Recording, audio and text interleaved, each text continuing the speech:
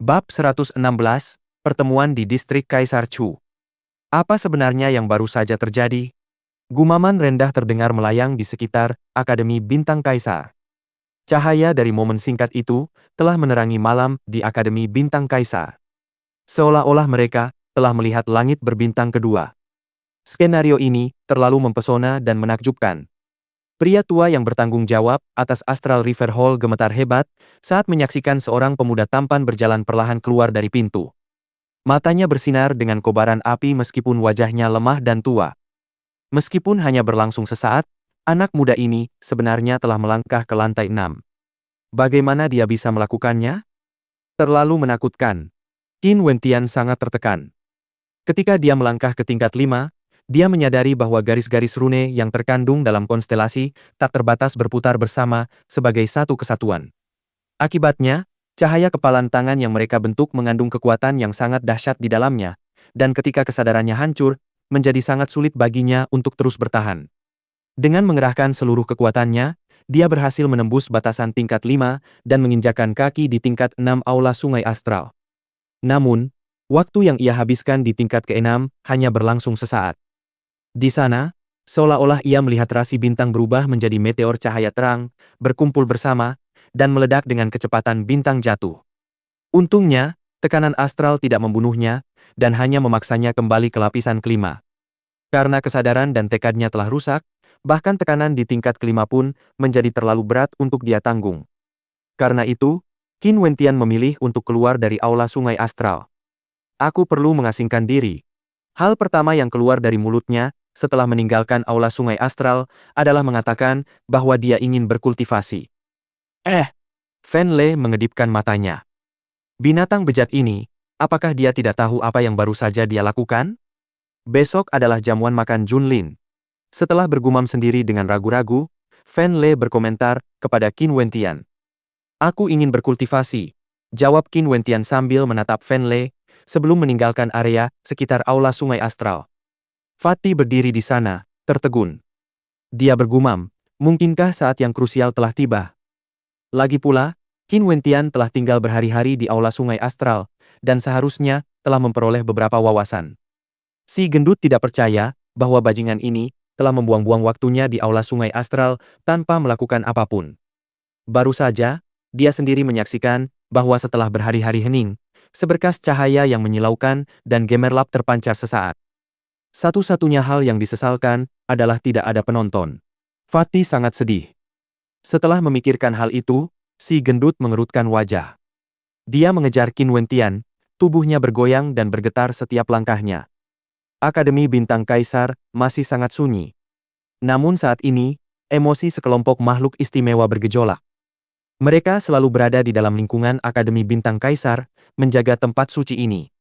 Seolah-olah mereka hidup selamanya dalam kegelapan, dan hanya memiliki sedikit kesempatan untuk keluar ke tempat terang. Lagi pula, bahkan jika mereka keluar, hampir tidak ada yang akan tahu siapa mereka. Qin Wentian memang benar-benar mengasingkan diri untuk berlatih kultivasi. Meskipun besok adalah awal dari perjamuan Junlin, dia ingin merenungkan semua wawasan dan pemahaman yang telah diperolehnya di aula Sungai Astral. Hal ini akan memungkinkan kekuatannya untuk melangkah lebih maju. Seiring bertambahnya langkah-langkah ini, ia akan mampu menyelesaikan semacam transformasi. Maka, ia kembali ke kediamannya dan tertidur lelap, memasuki alam mimpi yang telah ia ciptakan. Di sampingnya terdapat banyak batu meteor Yuan. Dia dapat menggunakan batu meteor Yuan ini kapanpun dibutuhkan. Malam ini, cahaya bintang di sekitar kediaman Qin Wentian sangat gemerlap. Di atas langit, energi astral dari dua rasi bintang mengalir ke bawah, menyelimuti Qin Wentian yang sedang bermimpi. Meskipun ia berada dalam keadaan tidur lelap, kedua jiwa astralnya terbebaskan, dan mereka menyerap energi astral. Dari tubuhnya, suara berderak dan berderak terus-menerus terdengar, saat gelombang energi mengerikan bergejolak dengan dahsyat di dalam dirinya. Mirip dengan gelombang laut yang deras, suara air yang mengalir deras di tengah keheningan malam dapat terdengar dengan sangat jelas. Saat ini, Qin Wentian tidak menciptakan alam mimpi yang terlalu dalam. Ia hanya mengamati tubuhnya dalam mimpinya. Pada saat ini, seolah-olah ia dapat melihat semua jalur arteri dan saluran energi di dalam tubuhnya. Sebuah jalur arteri baru sedang terbentuk, saat jalur arteri tersebut dengan cepat bergerak maju. Jalur itu menghubungkan semua bagian tubuhnya, termasuk keempat anggota tubuhnya dan struktur tulangnya. Seberkas cahaya memasuki tubuh Qin Wentian saat jalur arteri ketujuh tercipta. Ketujuh jalur arteri ini bagaikan 7 sungai astral yang mengalir di dalam tubuhnya, dan seolah-olah masing-masing memiliki lintasan tersendiri. Terlebih lagi, bintik-bintik cahaya astral terlihat mengalir melalui jalur arteri tersebut, menyebabkan jantung Qin Wentian sedikit bergetar. Dia telah melumpuhkan meridiannya sendiri, menggunakan energi astral untuk membentuk serangkaian jalur meridian bintang. Jika dibandingkan, seolah-olah jalur arterinya mirip dengan sungai-sungai astral di lapisan surgawi. Jika demikian, bukankah tubuh manusia juga merupakan semacam lapisan surgawi? Mediran bintangku akan memungkinkan aliran energi astral menjadi sangat lancar. Energi astral akan dapat berkumpul di bagian tubuhku manapun, dan dieksekusi melalui teknik bawaanku. Itu akan persis seperti di masa lalu, ketika aku mengeluarkan jejak telapak tangan. Qin Wentian merenung dalam hati. Ia perlahan mulai semakin yakin bahwa kultivasi bukanlah hal yang mudah. Mengapa tidak mengabaikan logika dan terus maju menggunakan wawasan dan metodenya sendiri, daripada membatasi diri dengan mengikuti aturan kultivasi yang telah ditetapkan? Dia telah menemukan hubungan antara jejak ilahi dan teknik bawaan. Ini adalah sesuatu yang bahkan senior Gongyang belum pernah pikirkan sebelumnya. Selain itu, senior Gongyang pernah mengatakan bahwa jiwa astral, setelah memasuki alam biduk surgawi, akan menjadi salah satu metode serangan yang paling langsung, dan bahkan dapat digunakan untuk melengkapi teknik bawaan seseorang. Jalan menuju pertanian memang sulit dilalui, tetapi jalan itu juga sangat luas. Mengapa tidak menjelajahinya sepenuhnya, daripada mengikuti jalan yang sudah jelas? Ketika ia terbangun dari mimpinya, hari sudah pagi. Qin Wentian membuka matanya, dan di kedalaman matanya, cahaya tajam dan cemerlang meledak keluar, seterang cahaya rasi bintang. Ia merasa pikirannya sangat jernih, dan indranya menjadi lebih tajam. Inilah transformasi yang terjadi sebagai akibat dari peningkatan basis kultivasinya. Setiap kali jalur arteri terbentuk, itu menandakan peningkatan tingkat kultivasi. Kualitas tubuh seseorang secara alami akan meningkat seiring dengan itu. Aku benar-benar telah menggunakan semua batu meteor Yuan. Qin Wentian merasakan keterkejutan di dalam hatinya. Kultivasi menghabiskan sumber daya terlalu cepat. Untungnya, dirinya saat ini tidak perlu khawatir kekurangan batu meteor Yuan untuk sementara waktu. Saat ia bergerak dan meregangkan tubuhnya, terdengar suara retakan yang renyah. Perasaan seperti ini terasa sangat luar biasa, seolah-olah semua pori-pori tubuhnya terasa sangat nyaman. Akhirnya kau bangun juga.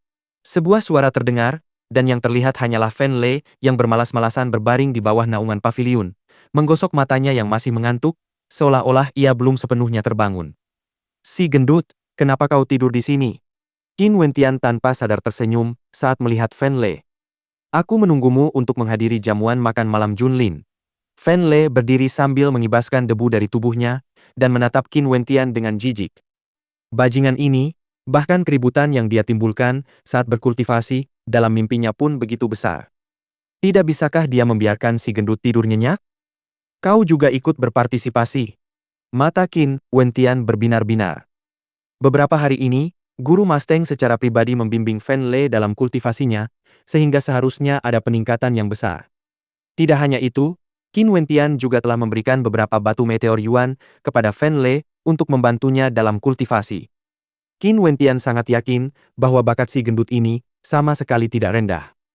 Hanya saja, seperti yang dikatakan Masteng, si gendut ini terlalu malas. Aku akan ke sana untuk bertaruh, kata si gendut dengan wajah datar. Setelah pendaftaran Qin Wentian, Heaven's Wonder tentu saja akan merilis tingkat taruhan untuk Qin Wentian. Begitu tingkat taruhan untuk Qin Wentian keluar, si gendut akan mempertaruhkan semua hartanya pada orang ini. Bagi kultivator yang sama sekali diremehkan seperti Qin Wentian, selama mereka bisa mendapatkan salah satu dari 9 peringkat teratas, pembayarannya pasti sangat tinggi. Memikirkan hal itu, Fan Lei menatap Qin Wentian dengan tatapan penuh semangat, membuat Qin Wentian gemetar tak terkendali. Ide aneh apa lagi yang dimiliki si gendut ini? Meskipun masih pagi buta, distrik Kaisar Chu sudah dipenuhi orang. Ibu kota kerajaan mengerahkan resimen yang terdiri dari 10.000 pasukan untuk memberikan keamanan dan menjaga ketertiban, menutup seluruh perimeter distrik Kaisar Chu. Bagi mereka yang datang untuk menonton, mereka harus menjaga jarak agar tidak mengganggu dimulainya jamuan Junlin. Daerah ini memiliki aturan yang sama dengan daerah lain di ibu kota Chu. Dilarang bagi mereka yang berada di bawah Yuanfu untuk menunggangi binatang terbang. Namun, ada banyak kultivator yang menunggangi binatang iblis tipe terbang yang berkeliaran di langit hari ini. Itu belum semuanya, barisan makhluk iblis tipe terbang juga mengantarkan anggur dan makanan lezat ke tempat duduk para tamu. Melihat banyaknya makhluk iblis yang memenuhi langit, kerumunan orang berseru kegirangan dalam hati mereka. Ini memang acara termegah yang diadakan di negara Chu tahun ini. Jamuan makan malam Junlin akan resmi dimulai hari ini. Klan kerajaan telah mengundang semua adipati, tuan tanah feodal, dan tamu penting dari setiap wilayah. Klan Mu yang selalu menjaga profil rendah ternyata datang sepagi ini. Sebagian dari kerumunan menoleh dan melihat barisan siluet berjalan menaiki tangga. Sebagai salah satu klan bangsawan, klan Mu tentu saja memiliki tempat duduk di tribun penonton. Mu Ro juga tampak berada di antara barisan mereka yang datang ke sini hari ini dari klan Mu. Mereka dari klan Ou juga ada di sini. Kudengar ambisi Orchon kali ini benar-benar besar. Barisan siluet lain muncul, dan mereka tak lain adalah anggota dari klan Ou. Berdasarkan prediksi Heaven's Wonder, sangat mungkin Orchon akan masuk dalam peringkat 9 besar perjamuan Junlin. Saat ini, klan Ou mungkin sedang merasa bangga. Klan Ye dan mereka yang berasal dari Istana Violet juga telah tiba bersama-sama. Lalu siapakah orang-orang di balik klan Ye itu? Gadis muda itu benar-benar cantik. Dia seharusnya bukan dari klan Ye, kan? Itu Autumn Snow, dari klan Bai. Namanya pernah menggema di seluruh Chu, menciptakan kehebohan besar. Namun, tampaknya ada beberapa masalah ketika ia memadatkan jiwa astral keduanya.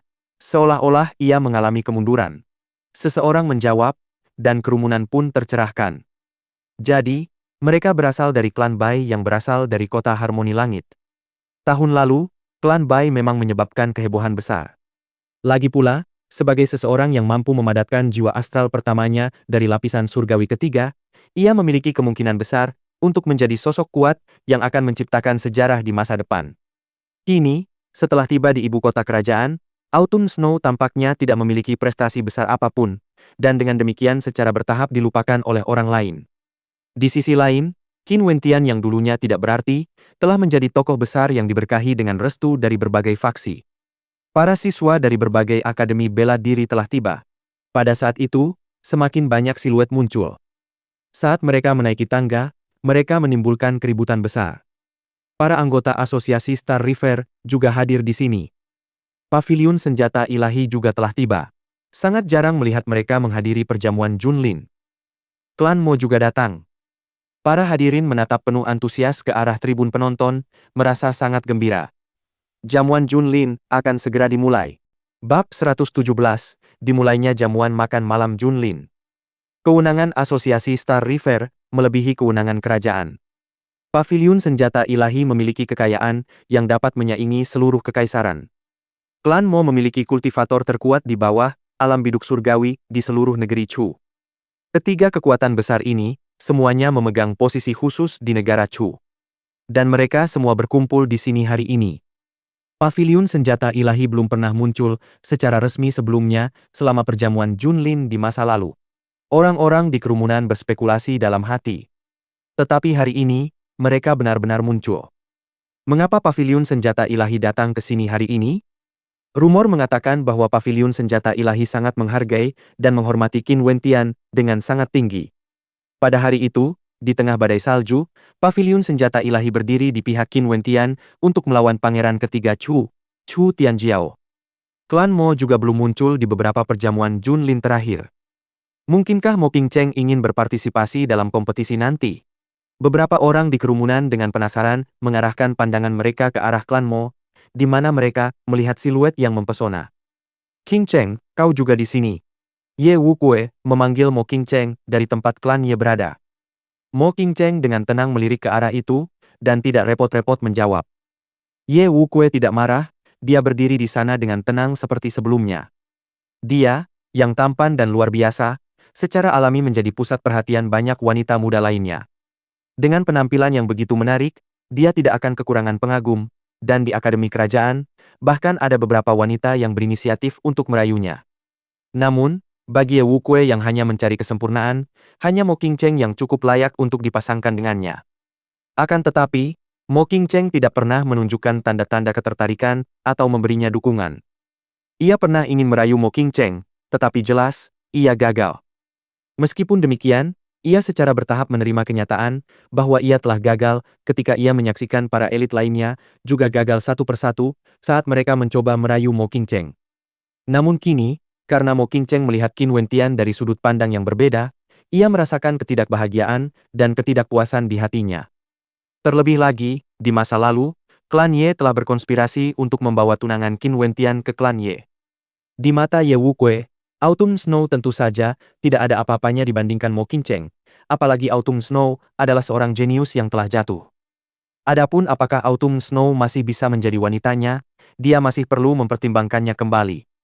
Istana kerajaan telah tiba. Pada saat itu, pandangan kerumunan beralih, hanya untuk melihat barisan binatang iblis yang ditunggangi mendarat di belakang area tempat singgasana kaisar berada. Setelah itu, serangkaian siluet dengan santai berjalan menaiki tangga, menuju tempat duduk terbaik di tribun penonton.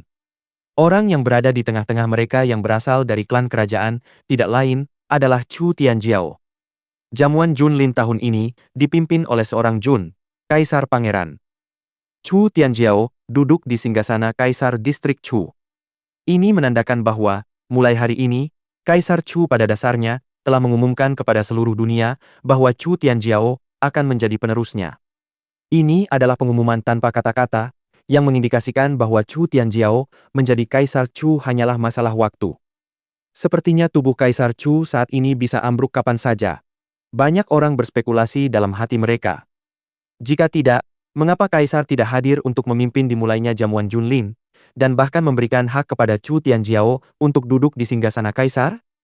Dan di kedua sisi Chu Tianjiao, masih ada beberapa figur lainnya. Luo Qianqiu berdiri di sebelah kiri, berdampingan dengan beberapa pemuda lainnya. Dan di depan Luo Qianqiu, ada sosok lain. Tampaknya sosok itu adalah tetua Luo Qianqiu. Melihat pemandangan ini, kilatan cahaya tajam berkedip di mata mereka yang mengetahui latar belakang Luo Qianqiu. Jika seseorang mengetahui latar belakang ini, mereka secara alami akan membuat kesimpulan yang jelas tentang dari mana sosok-sosok ini berasal. Tatapan mata orang-orang itu memancarkan kesedihan. Mereka datang dari 9 istana mistik, yang tak lain adalah siluet yang berdiri di belakang bayangan Chu. Dan untuk arah kanan Chu Tianjiao, ada siluet lain yang memancarkan aura luar biasa. Dia berdiri santai di sana, dengan senyum lebar di wajahnya. Sikapnya sama sekali tidak kalah dengan Chu Tianjiao, memberikan kesan bahwa orang ini juga seekor naga di antara manusia. Orang ini adalah putra mahkota negara awan salju, Xiao Lu, salah satu dari dua kebanggaan awan salju. Kekuasaannya di negara awan salju tidak kalah dengan kekuasaan Chu Tianjiao di Chu. Ada juga sekelompok pemuda yang berdiri di sekitar Xiao Lu. Mereka tak lain adalah para elit paling berbakat dari Snowcloud, Shikong Mingyue dari Duo Prides, serta 3 pedang dan 7 malam dari Snowcloud. Pada saat itu, semua orang di tribun penonton berdiri, sambil menatap Chu Tianjiao yang duduk di singgasana kaisar. Di masa lalu, dimulainya jamuan Junlin selalu diawali dengan tata krama di mana para penonton berdiri sebagai tanda hormat.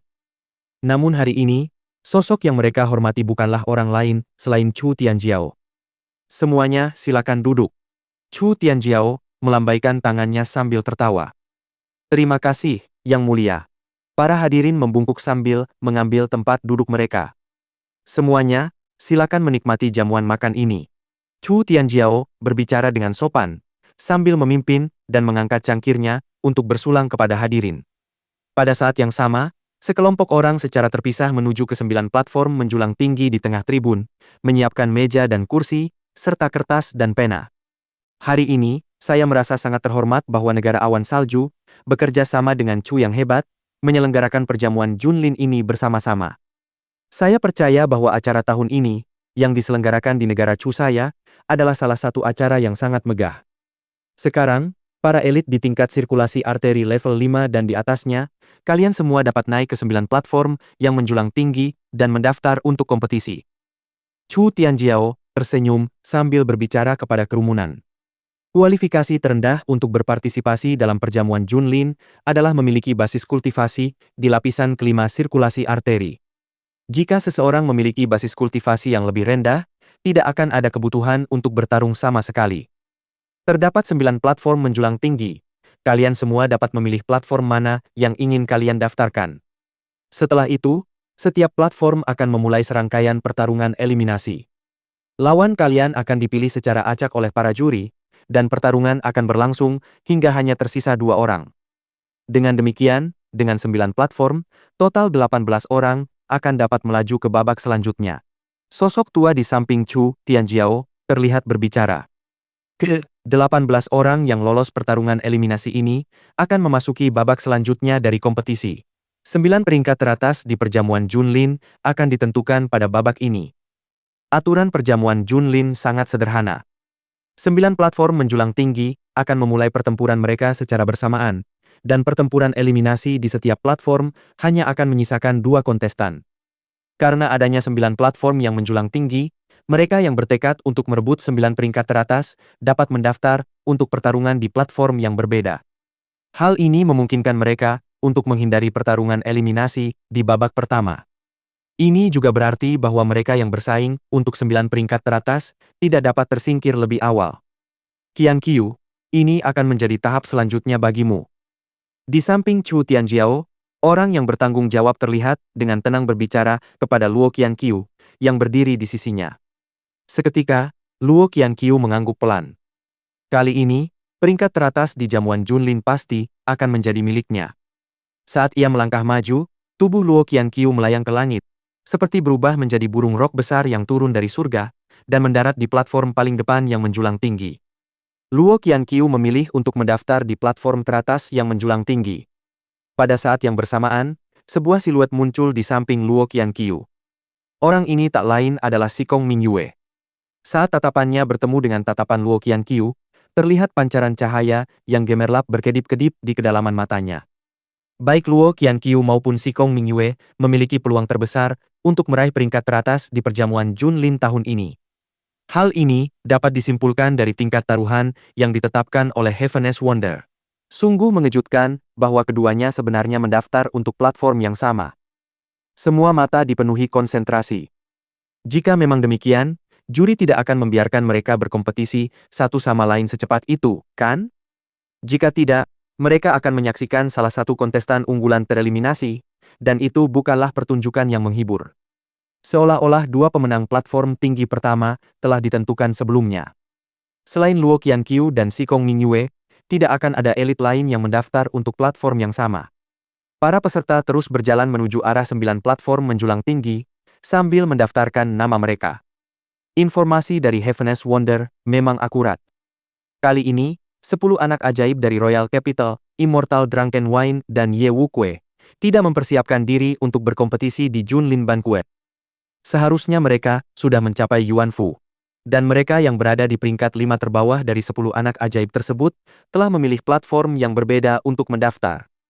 Sikong Mingyue sudah mendaftar, dan 2 dari 3 pedang, serta 5 dari 7 malam, juga telah mendaftar. Keahlian bela diri mereka seharusnya sudah mencapai puncak sirkulasi arteri. Terlebih lagi, mereka juga memilih platform terpisah untuk mendaftar, memilih untuk menyebar. Beberapa elit dari Akademi Bintang Kaisar juga telah memulai pendaftaran mereka. Kudengar kemampuan Orchon, Luo Huan, dan Luo Cheng tidak jauh lebih lemah jika dibandingkan dengan Jiang Xiu. Itu Hou Tai dan Leng Ya dari Istana Bela Diri Jenderal Dewa. Dari tingkat taruhan mereka, tampaknya keduanya juga telah menerima pengakuan keajaiban surga dan memiliki peluang untuk mendapatkan posisi di antara 9 peringkat teratas dalam perjamuan Junlin. Informasi dari Heaven's Wonder sangat menakutkan. Mereka bahkan bisa mendapatkan informasi tentang murid-murid jenius yang tertutup dari Istana Bela Diri Jenderal Dewa. Itu belum semuanya. Saat itu, sebuah penginapan yang terletak di dekat distrik Kaisar Chu sebenarnya adalah cabang dari Heaven's Wonder. Dan selama menyaksikan pertempuran, Anda bisa langsung pergi ke sana untuk memeriksa peluang taruhan, yang akan meningkatkan taruhan Anda secara signifikan. Setelah beberapa waktu, ketika hampir semua peserta pertarungan telah naik ke platform masing-masing, para penonton menyadari sesuatu yang istimewa. Mereka yang berkesempatan mendapatkan peringkat 9 teratas di perjamuan Junlin tampaknya selalu menghindari platform dengan jumlah peserta terbanyak. Terlihat jelas bahwa mereka saling mengamati, dan seolah-olah mereka memiliki semacam pemahaman diam-diam.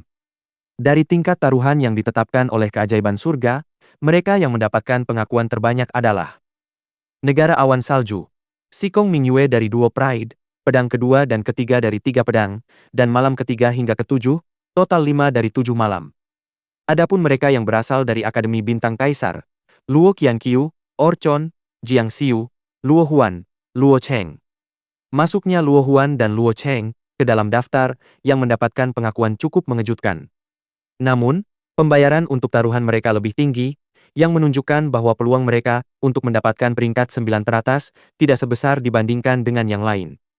Akademi Kerajaan, Si Jun, peringkat ke-8 dari 10 anak ajaib, serta pangeran kecil dari Chu Chen. Istana Bela Diri Jenderal yang Saleh, Hou Tai, Leng Ya. Akademi Angin Ilahi, Jiang Feng, peringkat ke-6 dari 10 jenius. Dan Yes He yang berada di peringkat ke-7 dari 10 anak ajaib, serta Kuang Sheng yang berada di peringkat ke-9 dari 10 anak ajaib. Yes He adalah putri angkat dari klan Ye. Sedangkan Kuang Sheng adalah seorang siswa yang tergabung dalam sekte pedang gila, sebuah faksi yang berpengaruh di ibu kota kerajaan. Orang-orang yang terdaftar ini, jika kita mengabaikan Luo Huan dan Luo Cheng, berjumlah total 18 orang. Dan bagi mereka yang lebih jeli, mereka akan menyadari bahwa ke-18 orang ini kebetulan terbagi menjadi pasangan berdasarkan masing-masing platform yang menjulang tinggi. Dan pada saat itu, di mimbar menjulang tinggi yang paling jauh dari singgasana kaisar, yang juga merupakan mimbar terdekat dengan tempat duduk penonton, sebuah siluet tiba-tiba muncul, menciptakan kehebohan besar. Qin Wentian juga datang untuk berpartisipasi dalam jamuan Junlin, mendaftar untuk platform Menara ke-9. Chu Tianjiao mengalihkan pandangannya, ekspresi ketertarikan muncul di matanya. Qin Wentian. Setelah melihat kemunculan Qin Wentian, Ye Wukue tanpa sadar melirik pasangan ayah dan anak perempuan yang berdiri di belakang klan Ye-nya. Di rumah klan Mo, senyum terlihat di wajah Mo Qingcheng sambil berbisik, "Gambate." "Qingcheng, ku dengar kau cukup dekat dengan pemuda dari klan Qin itu belakangan ini." Pada saat itu, sesosok wanita parubaya di samping Mo Qingcheng bergumam dengan suara rendah, membuat ekspresi Mo Qingcheng menjadi kaku. Ia tertawa. "Bukankah kalian semua mengatakan bahwa di masa lalu, klan Mo dan klan Qin memiliki hubungan yang sangat dekat? Aku cocok dengan Qin Wentian, dan karena itu, kami secara alami menjadi teman." "Oh, benarkah begitu?" Pria parubaya itu tersenyum menanggapi putrinya. "Apa yang kau pikirkan?" Warna kemerahan tanpa sadar muncul di wajah Mo Qingcheng saat melihat ayahnya menatapnya. Hal ini membuatnya tampak sangat mempesona, kecantikan tiada tara yang bahkan mampu menggulingkan kerajaan. Bab 118, 1 tahun terlalu lama. Luo Qianqiu, klan Ye, klan Ou, klan Mu, dan klan Yan semuanya melihat Qin Wentian, tetapi mereka masing-masing memikirkan hal yang berbeda. Meskipun bisa dikatakan kekuatan Qin Wentian cukup bagus, karena dia pernah mengalahkan Yanaro di masa lalu, dia tampaknya masih belum mampu mendapatkan peringkat apapun di perjamuan Junlin ini. "Dia Qin Wentian, kan?" Dari arah klan Mu, seorang tetua bertanya dengan suara rendah kepada Muro yang berdiri di sebelahnya sambil menatap potret Qin Wentian. "Ya." Muro mengangguk ringan, kilatan keindahan luar biasa terpancar dari tatapannya ke arah Qin Wentian. Lukisan prasasti ilahi itu memberinya janji dari Gong Yang Hong. Saat ini, dia belum sempat menyampaikan rasa terima kasihnya kepada Qin Wentian secara pribadi. Namun, Muro juga agak khawatir. Kompetisi di perjamuan Junlin tidak bisa hanya dibandingkan dengan pertukaran petunjuk sederhana itu. Negara Chu selalu menjadi dunia yang berorientasi pada kultivasi, dan di arena terbesar negara Chu ini, semua orang ingin bertarung untuk mendapatkan peringkat yang baik. Dengan demikian, pertarungan ini akan sangat brutal, cedera dan kematian sangat umum terjadi. Namun, jika satu pihak menyerah, pihak lain harus menyerah. Terlebih lagi, selama kata-kata "saya menyerah" tidak diucapkan, seseorang bisa bersikap tanpa ampun dan membunuh lawannya di Junlin. Ini bukanlah pemandangan yang tidak biasa atau aneh. Tidak peduli akademi mana atau pemuda berprestasi dari kekuatan manapun, jika mereka gugur dalam pertempuran karena menolak mengakui kekalahan, pihak lawan tidak dapat disalahkan. Autumn Snow jelas melihat sosok itu. Ia selalu memiliki masalah yang membebani pikirannya, karena pasangannya yang selalu ingin ia putuskan pertunangannya kini, secara bertahap semakin menjauh darinya. Dia mungkin hanya datang ke jamuan Junlin untuk ikut bersenang-senang, pikir Autumn Snow, seolah menghibur dirinya sendiri. Dia hanya berperan sebagai pendukung. Murid manapun yang ikut serta dalam perjamuan Junlin ini, akhirnya dipermalukan oleh yang lain. Apa gunanya? Bai Qingsong menyatakan dengan tenang, seolah-olah dia sengaja mengatakan itu pada Autumn Snow.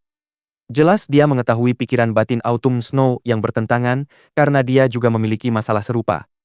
Tatapan Jiang Xiu saat ini setajam pedang. Qin Wentian mendaftar untuk platform Menara ke-9, sama seperti dirinya. Ini berarti bahwa keduanya memiliki kesempatan untuk saling berkonflik. Dan saat memikirkan hal ini, senyum dingin terukir di wajah Jiang Xiu. Dia berharap Qin Wentian memiliki kekuatan yang cukup agar tidak tersingkir terlalu cepat sebelum memiliki kesempatan untuk bertemu dengannya. Yanaro juga memasang ekspresi dingin di wajahnya.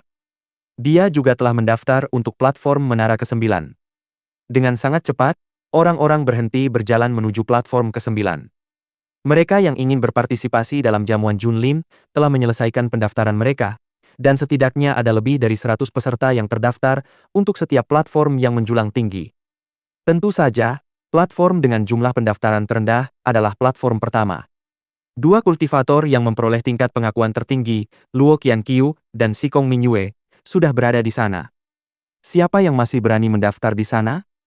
Jika dibandingkan dengan platform lain, platform pertama praktis tidak memberikan harapan bagi mereka. Di area yang ditempati paviliun senjata ilahi, orang yang duduk di kursi paling depan menarik perhatian paling besar. Wanita itu tampak berusia 25-26 tahun, memiliki kecantikan dan memancarkan aura wanita dewasa, membuatnya sangat menarik. Dia tak lain adalah wakil presiden paviliun senjata ilahi, An Liuyan. Pada saat itu, An Liuyan tersenyum tipis sambil memandang 9 platform dan berkata, "18 orang yang memperoleh tingkat pengakuan tertinggi terbagi dengan sangat baik. Secara kebetulan, setiap platform hanya berisi 2 orang, seolah-olah mereka memiliki kesepakatan diam-diam. Dengan cara ini, yang lain bisa diuji. Jika seseorang ingin menembus 9 tingkatan, mereka harus melewati orang-orang ini." Yang Chen yang berada di dekatnya tersenyum menjawab. Orang itu, Qin Wentian, tingkat kekuatannya tergolong agak lemah di antara orang-orang di tingkatan ke-9. Di sana, ada Jiang Xiu, peringkat ke-10 dari 10 jenius, dan malam ke-7 dari 7 malam juga ada di sana. Dibandingkan dengan tingkatan lainnya, saya merasa tingkatan ke-9 seharusnya menjadi tempat termudah untuk meraih kemenangan. Kamu melakukan kesalahan di situ. An Liuyan tersenyum. Justru karena semua orang berpikir platform ini paling mudah untuk ditembus, beberapa orang yang cukup kuat akan mendaftar di sana. Misalnya, Luo Chen dari Akademi Bintang Kaisar bukanlah orang lemah, dan Yanaro telah menembus level 8 sirkulasi arteri, jadi kekuatannya seharusnya juga cukup besar. Karena itu, saya sebenarnya berpikir bahwa persaingan di platform ke-9 akan menjadi yang paling sengit. Aku sebenarnya belum mempertimbangkan itu.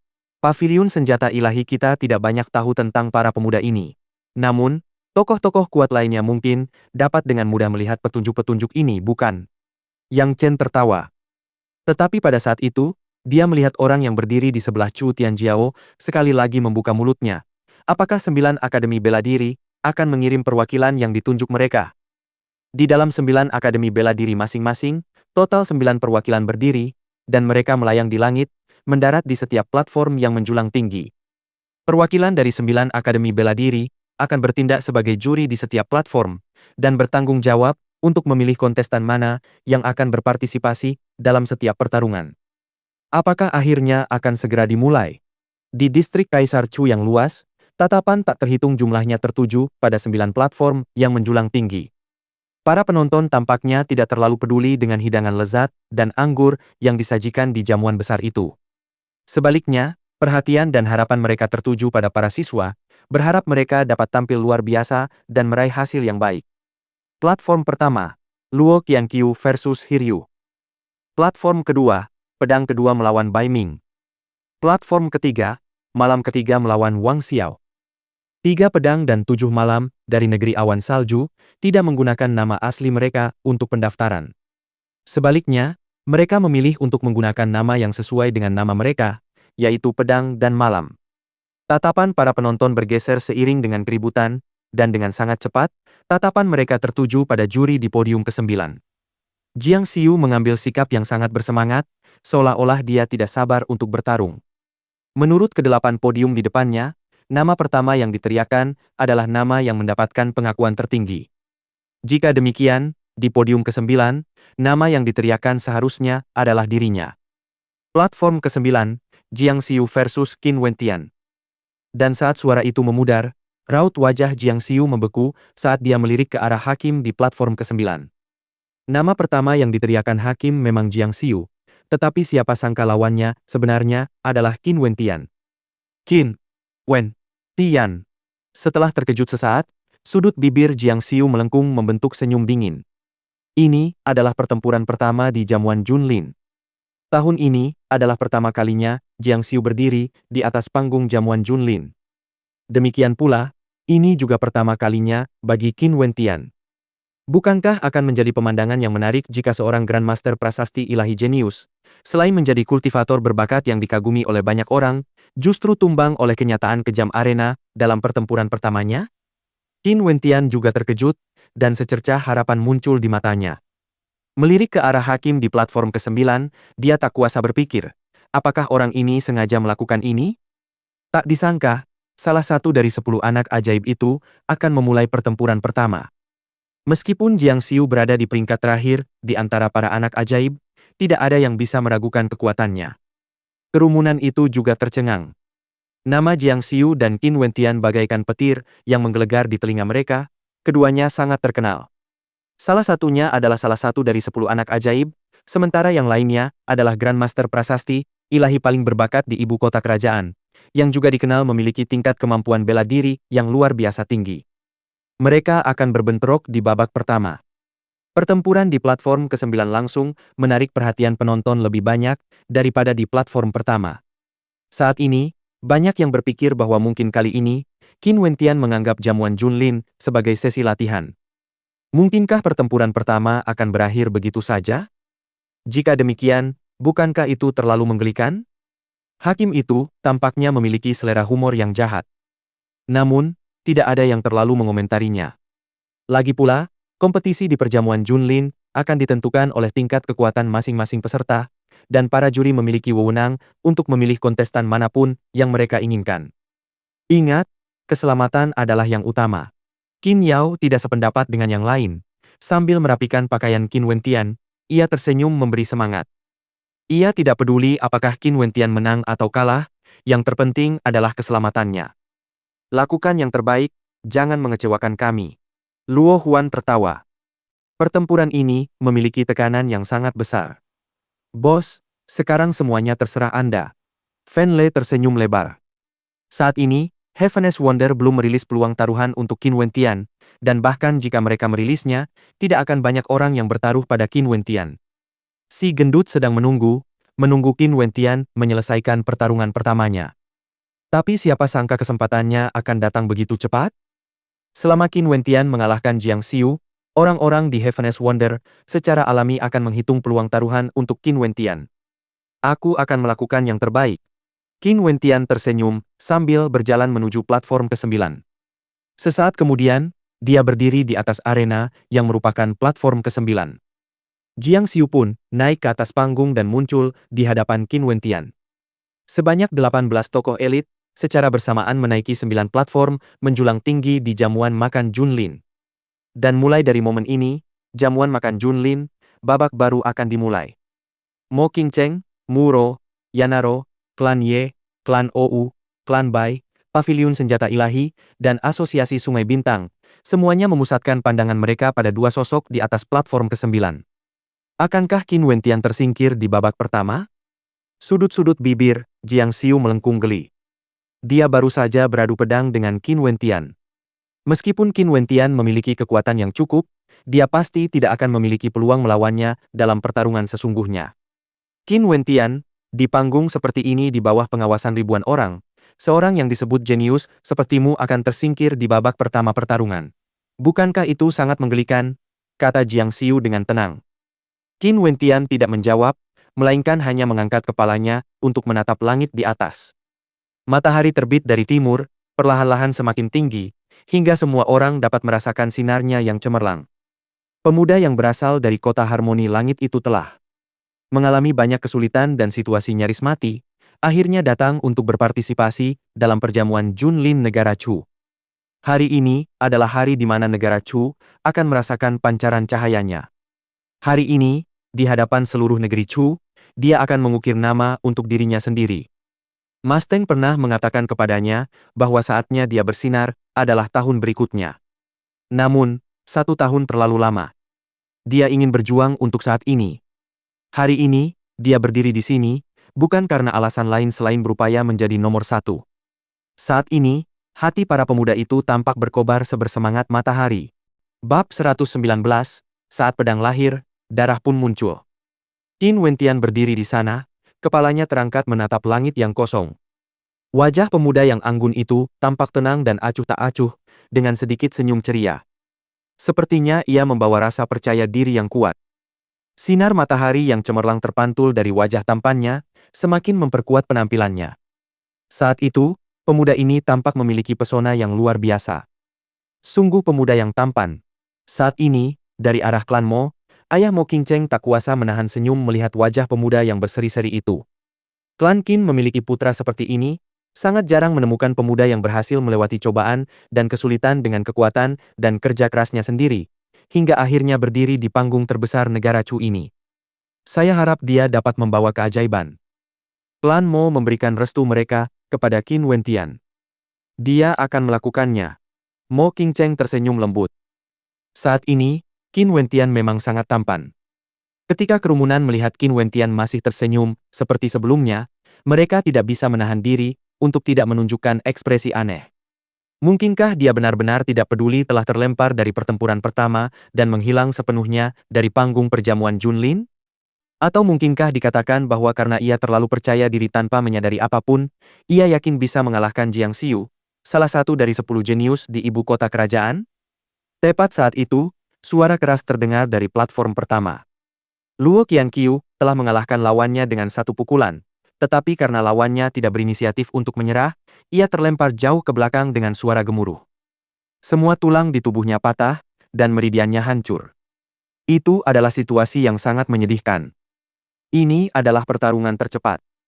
Luo Qianqiu hanya membiarkan pihak lawannya tetap hidup. Sikap hegemoniknya seolah-olah menyatakan sesuatu kepada semua orang yang menyaksikan. Jamuan makan malam Junlin tahun ini adalah panggungnya. Sementara pada saat yang sama, di platform ke-9, aura di sekitar tubuh Jiang Xiu meledak keluar saat ki pedang yang ganas mengeluarkan raungan mengamuk, dan sebuah pedang yang terkondensasi dari energi astral muncul di tangannya. Di atas panggung perjamuan Junlin, tentu saja tidak diperbolehkan menggunakan senjata ilahi demi keadilan.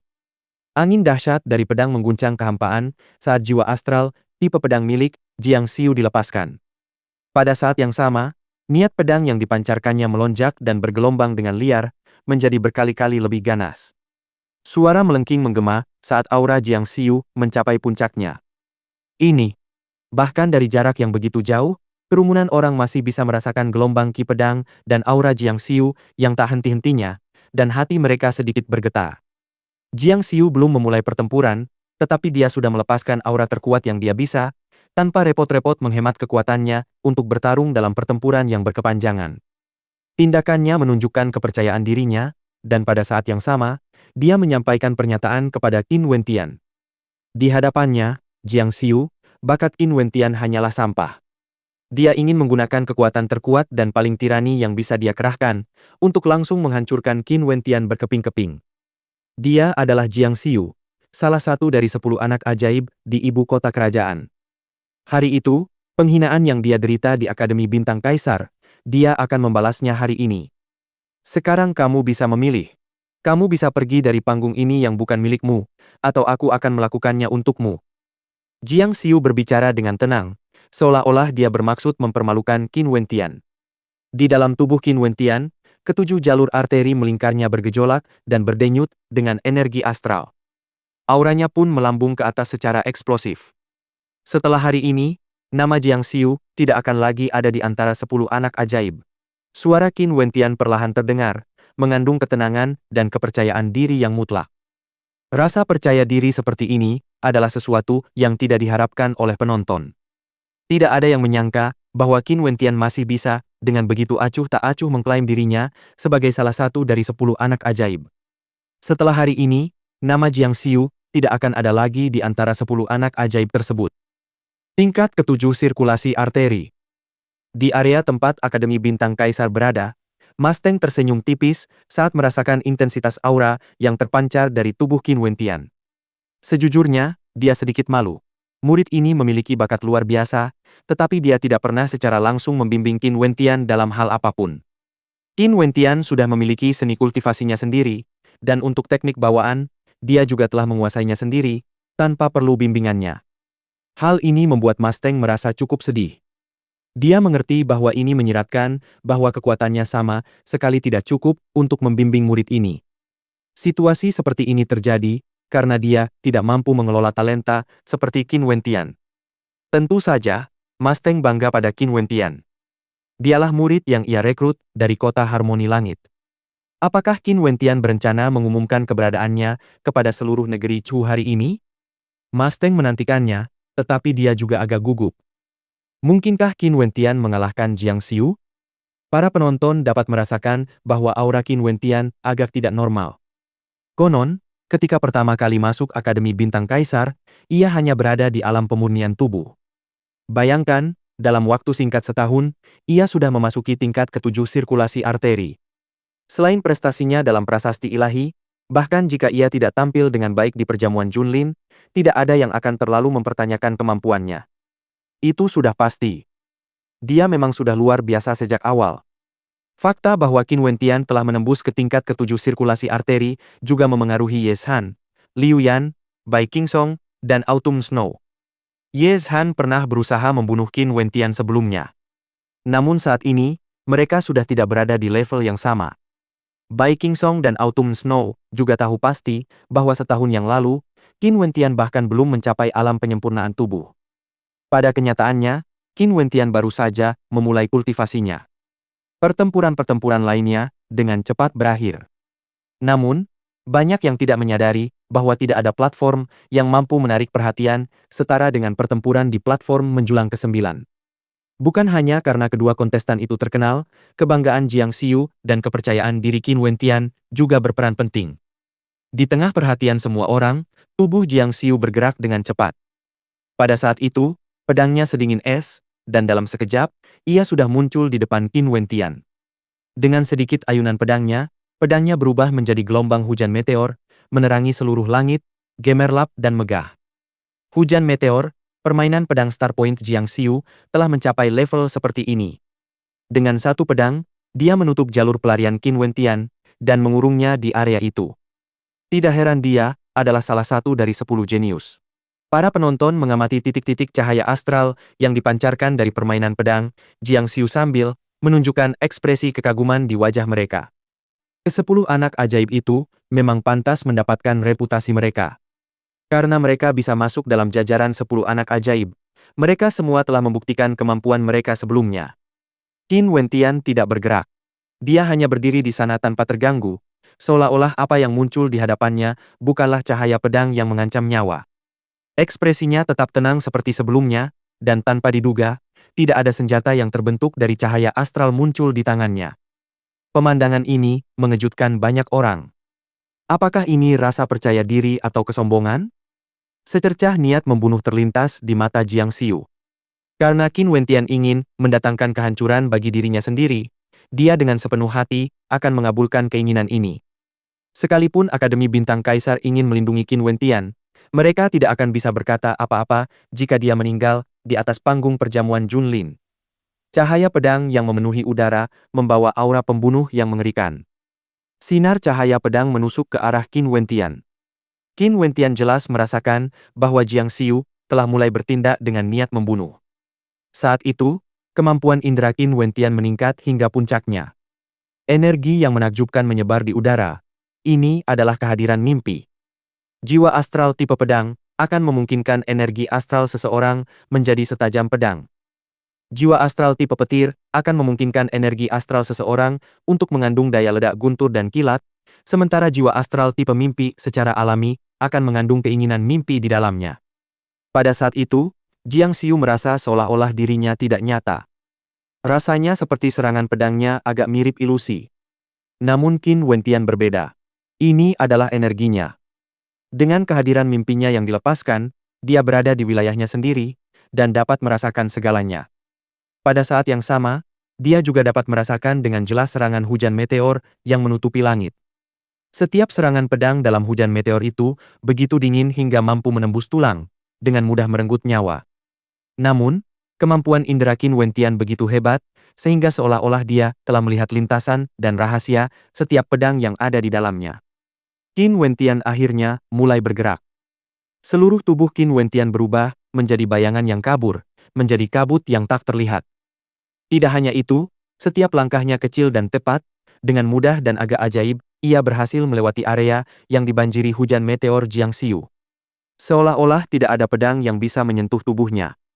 Saat jiwa bergerak, tubuh pun bergerak bersamanya. Teknik gerakan Garuda Sembilan Langit, tingkat keahlian, ilahi. Seorang tetua dari Akademi Bintang Kaisar terdiam. Tingkat keahlian ini telah melampaui tahap sempurna.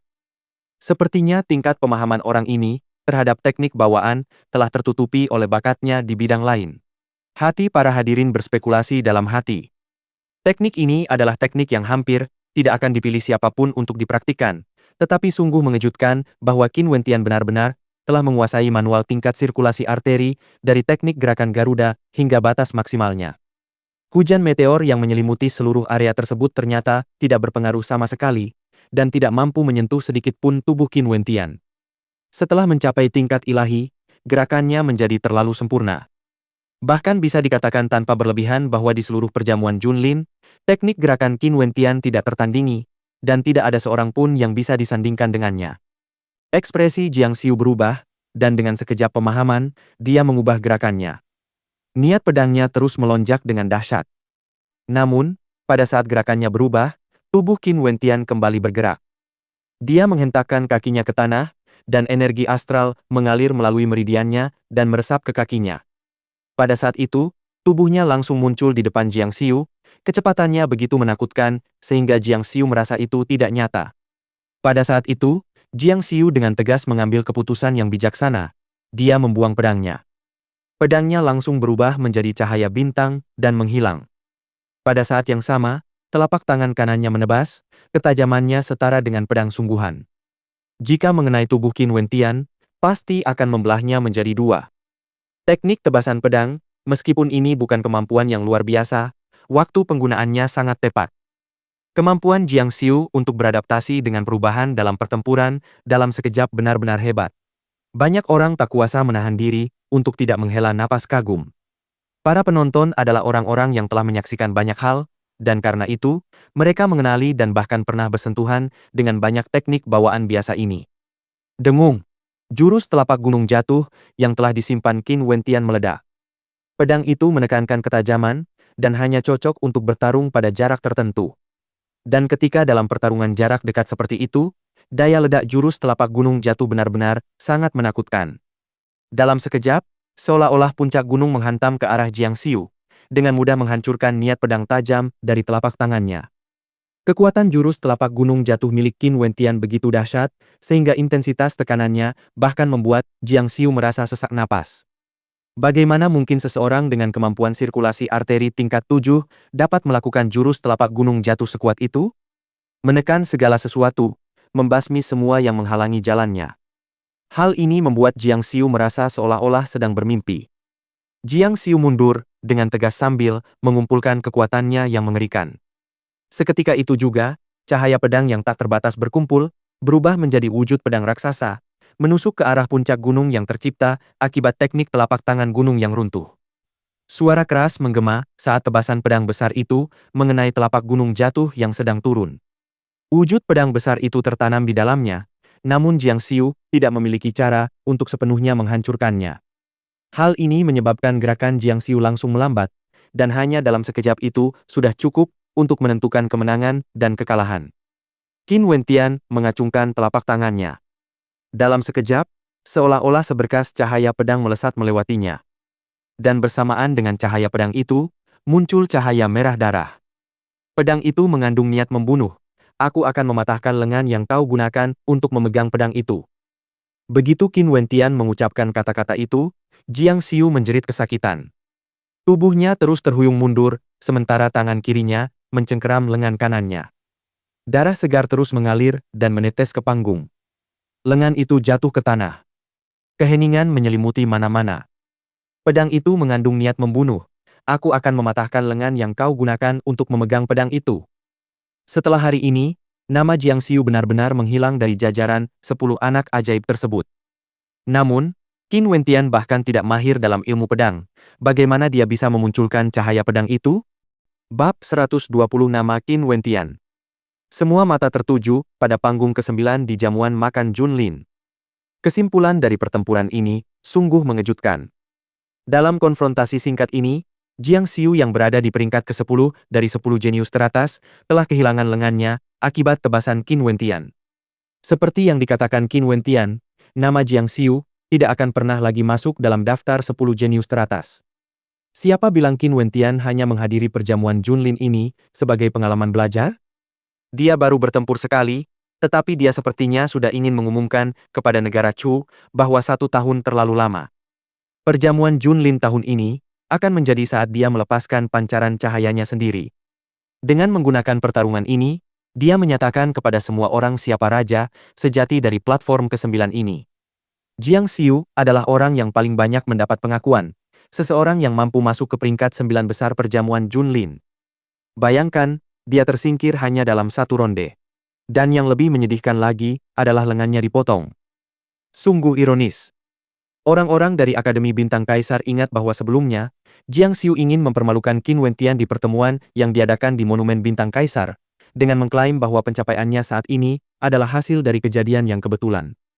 Dia, yang merupakan salah satu dari 10 jenius teratas, sama sekali meremehkan pencapaian Qin Wentian saat itu. Namun, dalam kurun waktu singkat 1 bulan, orang yang dia interogasi telah memotong salah satu lengannya hanya dengan beberapa serangan dalam 1 pertempuran di panggung terbesar Chu. Bagaimana mungkin reputasi sebagai siswa peringkat teratas di antara siswa baru Akademi Bintang Kaisar itu palsu? Tidak hanya itu, banyak yang memprediksi bahwa mulai hari ini, bakat Qin Wentian akan dievaluasi ulang. Apa gunanya reputasi sebagai siswa peringkat teratas di antara siswa baru? Kemuliaan ini tampaknya masih jauh dari cukup. Di tribun penonton, beberapa tokoh berpengaruh diam-diam menganalisis pertempuran sebelumnya. Dalam beberapa hal, Jiang Xiu sebenarnya belum mampu mengerahkan kekuatan penuhnya sebelum lengannya dipotong. Qin Wentian telah mengendalikan ritme pertempuran dengan sangat cepat, sungguh terlalu sempurna. Meskipun Jiang Xiu mengambil inisiatif untuk menyerang, begitu teknik gerakan Garuda digunakan, kesimpulan sudah berada di bawah kendali Qin Wentian. Meskipun teknik pedang Jiang Xiu sangat ampuh, dia tidak diberi kesempatan untuk menggunakannya. Ritme pertarungan sepenuhnya dikendalikan oleh Qin Wentian. Qin Wentian bagaikan petarung sejati sejak lahir. Ia memiliki kepekaan waktu yang sangat tajam, mampu memanfaatkan momen tepat dan meraih kemenangan. Bakat seperti ini memang agak menakutkan. Namun, tidak ada yang mengerti serangan pedang terakhir yang dilakukan Qin Wentian sebelumnya. Orang-orang berpengaruh dan berkuasa yang menyelidiki Qin Wentian belum pernah mendengar bahwa dia mahir dalam teknik pedang sebelumnya. Namun, ketepatan waktu saat dia memotong lengan Jiang Xiu barusan tidak mungkin dilakukan dengan teknik telapak tangan atau tinju. Hanya teknik bawaan tipe pedang yang bisa begitu tajam dan cepat. Sebenarnya, dalam hal tingkat pemahaman dan mengenai hubungan antara teknik bawaan dan jejak ilahi, dan sekaligus mampu memadatkan energi Yuan ilahi dengan jejak ilahi, bukanlah hal yang aneh jika Qin Wentian mengetahui cara mengeksekusi teknik pedang sederhana. Dia terlalu akrab dengan prasasti ilahi, dan hanya membutuhkan waktu sesaat untuk mengubah energi astral di tubuhnya menjadi garis besar rune dari jejak pedang. Dia kemudian dapat melancarkan serangan dengan kekuatan yang mirip dengan teknik bawaan tipe pedang. Meskipun hal ini sulit dibayangkan oleh orang lain, bagi Qin Wentian hal itu sangat mudah. Sebenarnya, dia bahkan tidak memikirkan cahaya pedang tadi. Saat ini, dia dengan tenang memandang Jiang Xiu, sama seperti saat dia baru saja naik ke atas panggung, tenang dan acuh tak acuh, seolah-olah dia baru saja menyelesaikan tugas yang sederhana dan tidak penting. Dia tahu persis apa tujuannya bergabung dengan perjamuan Junlin tahun ini. Mengalahkan Jiang Xiu memang bukanlah sesuatu yang patut dibanggakan, terutama karena kemenangan itu tidak diraih saat Jiang Xiu berada dalam kondisi terkuatnya. Apakah masih perlu bertarung? Tanya Qian Wentian dengan tenang. Dia tidak mencoba mempermalukan Jiang Xiu lebih jauh. Pancaran cahaya pedang yang ditunjukkannya tadi sudah berbicara lebih banyak daripada kata-kata apapun. Wajah Jiang Xiu pucat pasi, dan darah terus mengalir tanpa henti dari lengannya yang tersisa. Dia adalah Jiang Xiu, salah satu dari 10 anak ajaib teratas. Hari ini, jamuan Junlin seharusnya menjadi tempat dia memamerkan kecemerlangan bakatnya.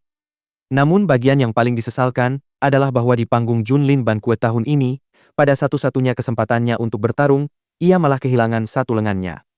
Karena pedang di tangannya memiliki niat membunuh, Qin Wentian memutuskan untuk memotong tangan yang memegang pedang itu. Penghinaan yang luar biasa ini masih membuat tubuhnya gemetar, terutama ketika dia melihat betapa tenang dan tanpa ekspresinya mata Qin Wentian. Apa lagi yang bisa Jiang Xiu katakan? Apakah dia masih punya muka untuk mengatakan sesuatu? Jiang Xiu berbalik dan berjalan meninggalkan panggung. Saat pertama kali memulai, ia dipenuhi dengan antusiasme dan semangat yang tinggi. Hanya Tuhan yang tahu betapa ia menantikan kedatangan jamuan Junlin ini. Namun, dia baru bertempur dalam satu pertempuran. Qin Wentian menatap punggung Jiang Xiu, dan senyum muncul di wajahnya. Dia mengangkat kepalanya, sedikit melirik matahari yang menutupi langit, sebelum mengalihkan pandangannya ke orang yang duduk di atas singgasana naga giok biru. Ketika orang banyak melihat pemandangan ini, wajah mereka membeku karena terkejut. Qin Wentian tampak hendak mengatakan sesuatu. Kota Harmoni Langit, kediaman Qin, putra Qin Chuan. Namaku Qin Wentian. Dengan senyum berseri-seri di wajahnya, Qin Wentian perlahan mengucapkan setiap suku kata. Tidak diketahui siapa yang menjadi sasaran ucapannya dan mengapa ia memilih untuk mengatakan hal ini. Dia adalah Qin Wentian, putra Qin Chuan dari klan Qin. Ini tampaknya merupakan semacam proklamasi. Chu Tianjiao melihat tatapan Qin Wentian tertuju padanya, dengan ekspresi setenang air. Apakah Qin Wentian mencoba mengatakan sesuatu padanya? Qin Wentian ingin menggunakan perjamuan Junlin untuk membuktikan dirinya, dan membuat agar tidak ada yang berani meremehkan Qin Wu dan Qin Chuan. Menjadi lemah, kecil, dan diam-diam menanggung penderitaan tidak akan membuat orang lain menyadari keberadaanmu. Hanya dengan bakat dan kekuatan yang besar, orang lain akan takut padamu. Tidak hanya itu, kekuatan dan bakat hanya akan membawanya pada dukungan yang lebih kuat, seperti Akademi Bintang Kaisar dan Paviliun Senjata Ilahi. Tentu saja, ini juga merupakan pedang bermata dua. Saat Anda memancarkan kecemerlangan yang memukau, mungkin ada pedang yang bersembunyi, menusuk Anda dari kegelapan. Qin Wentian berbalik dan meninggalkan panggung.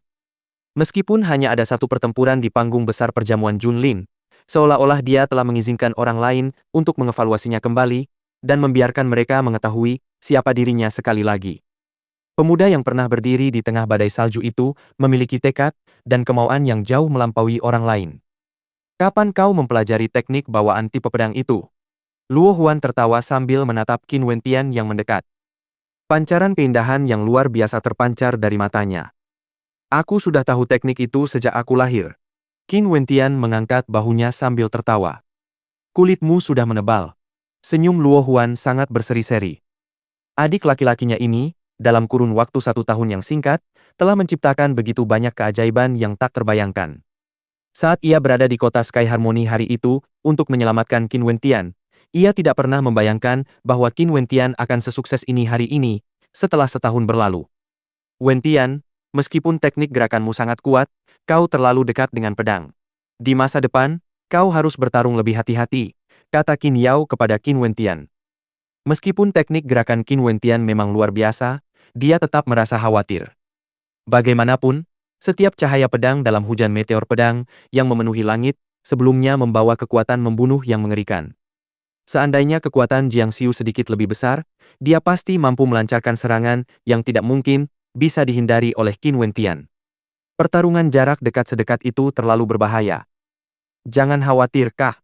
Qin Wentian menangkup wajah Qin Yao dengan kedua tangannya, membuat Qin Yao menatapnya tajam. Namun, Kehangatan tumbuh di hatinya karena kata-kata yang diucapkan Qin Wentian di atas panggung tadi. Di mana Fen Lei? Qin Wentian tak kuasa bertanya saat menyadari Fen Lei menghilang. Dia pergi ke Drunken Wonder untuk bertaruh padamu. Luo Huan tanpa sadar mengedipkan matanya ketika nama Fen Lei disebutkan. Orang itu memang jenius. Ketika dia melihat Qin Wentian menang melawan Jiang Xiu, dia akan langsung lari ke cabang Heaven's Wonder, Drunken Wonder, untuk memasang taruhannya. Jenius. Qin Wentian memutar matanya. Si gendut ini benar-benar penuh dengan ide. Pertempuran di puncak 9 platform masih berlanjut, dan akan berlangsung sangat lama. Karena Qin Wentian sudah bertarung 1 ronde, ada banyak waktu istirahat. Mereka tidak akan bisa maju ke tahap berikutnya, sampai orang-orang di setiap platform selesai bertarung. Meskipun para juri memiliki wewenang untuk memilih kontestan manapun yang ingin mereka lawan, mereka harus mempertimbangkan berapa kali seorang kontestan akan bertarung di atas panggung. Mustahil untuk sengaja menargetkan dan terus-menerus mengirim kontestan tertentu ke atas panggung untuk bertarung terus-menerus. Jika itu terjadi, keadilan aturan akan dipertanyakan. Sikong Mingyue, pendekar pedang kedua, pendekar pedang ketiga, dan ksatria kelima dari negeri awan salju, masing-masing menunjukkan kehebatan mereka, dan masih belum menemukan lawan yang sepadan. Mereka kemungkinan besar masih menyimpan sebagian kekuatan mereka, sehingga mustahil untuk mengetahui secara pasti seberapa kuat kemampuan bertarung mereka. Lagi pula, kuda hitam seperti Qin Wentian sangatlah langka, menghancurkan salah satu dari 10 jenius hanya dalam pertarungan pertamanya. Setelah ronde pertempuran pertama, para penonton memperoleh pemahaman yang lebih dalam tentang pertempuran di 9 platform menjulang tinggi tersebut. Bertentangan dengan apa yang mereka duga, platform ke-9 yang tampaknya paling mudah untuk ditaklukkan, justru memiliki pertempuran paling sengit dengan banyak elit tersembunyi. Meskipun banyak kontestan lain masih diselimuti bayang-bayang, Qin Wentian, yang telah mengalahkan Jiang Xiu, memiliki kemungkinan besar untuk menjadi salah satu dari 2 kontestan yang tersisa di platform ke-9. Meskipun ksatria ke-7 adalah seorang wanita, kemampuan bela dirinya juga sangat luar biasa, dengan mudah mengalahkan lawan hebat lainnya. Luo Cheng juga hanya menggunakan satu gerakan sebelum menebas lengan lawannya, menyebabkan orang-orang berseru dalam hati tentang keganasan anggota fraksi Asura tersebut. Selain mereka, masih ada elit-elit kuat lainnya di platform ke-9. Luo Kaiyang, dari Akademi Angin Ilahi, juga memiliki kemampuan bela diri yang luar biasa. Lawan pertama yang dikalahkannya juga merupakan seseorang yang telah memperoleh pengakuan tingkat tinggi, namun Luo Kaiyang dengan mudah mengalahkan lawannya, meninggalkan kesan mendalam di benak para penonton. Hanya 2 orang yang akan tetap berdiri di platform ke-9 pada akhir pertempuran. Ini berarti bahwa orang-orang ini akan saling berbenturan cepat atau lambat, dan tentu saja, yang lebih lemah akan tersingkir. Saat ini, Luo Kaiyang berdiri di tengah kerumunan. Di sampingnya berdiri seorang wanita muda yang memesona dan tersenyum padanya. Kaiyang, berdasarkan kekuatanmu, kau seharusnya punya kesempatan. Tenangkan hatimu, Yu kecil. Selama lawanku bukan Qin Wentian, malam ke-7, dan Luo Cheng, aku tidak terlalu khawatir. Aku akan bekerja keras dan menjadi salah satu dari 2 pemenang. Luo Kaiyang berkomentar. 2 orang yang paling ia takuti untuk dihadapi tidak lain adalah Qin Wentian dan malam ke-7. Qin Wentian telah mengalahkan Jiang Xiu, sementara Luo Kaiyang tidak mengetahui apapun tentang tingkat kemampuan ksatria ke-7. Lin Yu tersenyum sambil mengangguk. Jadi, nona muda yang mempesona dari Akademi Angin Ilahi itu adalah salah satu dari 4 wanita tercantik di kota Harmoni Langit Lin Yu.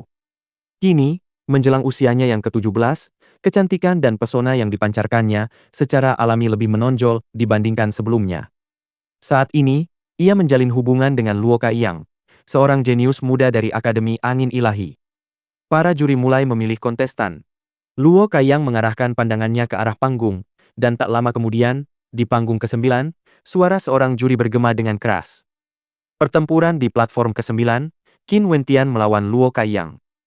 Saat suara hakim menghilang, kerumunan orang tercengang, dan setelah itu, senyum terlihat muncul di wajah beberapa orang. Apakah hakim ini sengaja melakukan ini untuk meningkatkan perhatian yang didapatkan oleh platform ke-9? Atau karena dia sangat membenci Qin Wentian? Ekspresi wajah Lin Yu dan Luo Kaiyang membeku. Lawan Luo Kaiyang dalam pertarungan kedua adalah Qin Wentian. Bersambung.